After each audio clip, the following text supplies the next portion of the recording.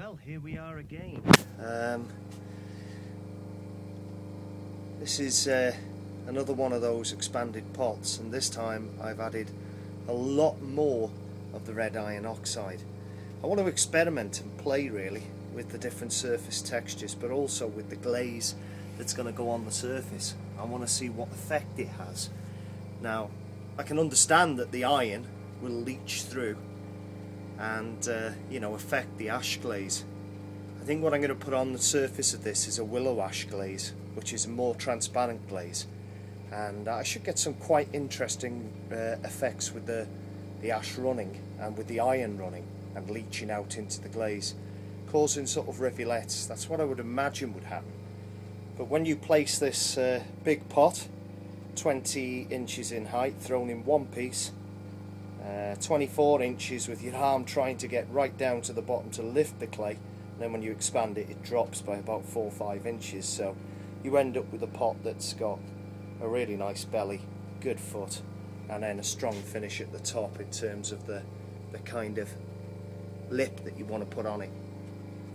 But this pot will probably go into my Olsen fast fire kiln, which will fire for 14-15 hours. So it's not that fast to firing. It's quite quick to get it up to 1,000 and then to reduce. But then what I try and do is play around with the reduction and the oxidation, alternating it with the fireboxes.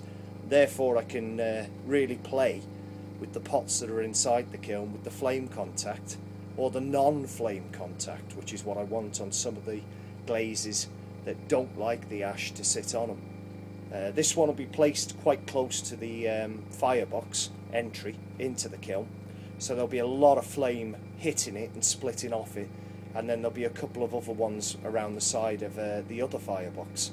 So you're going to get a lot of action from the flame hitting one side of this pot. So I have to be careful with the kind of glaze that I put on it.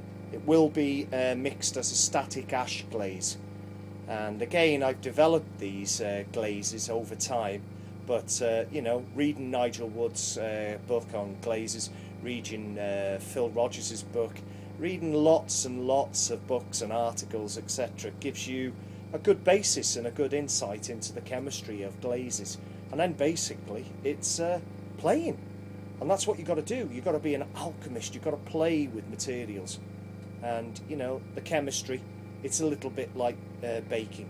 You put a little bit of this in, a little bit of that in, you measure it up, and 442 or 221 or whatever principles that you want to use, and then you record it, and then you fire it and see what comes out.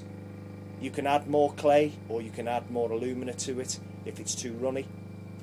You can add more feldspar, or you can add more of the nepheline cyanite, etc., or more ash to create a more runny glaze. So it's all chemistry, and that's what it's about.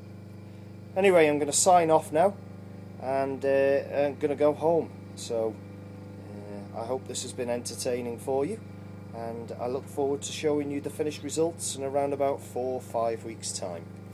Take care.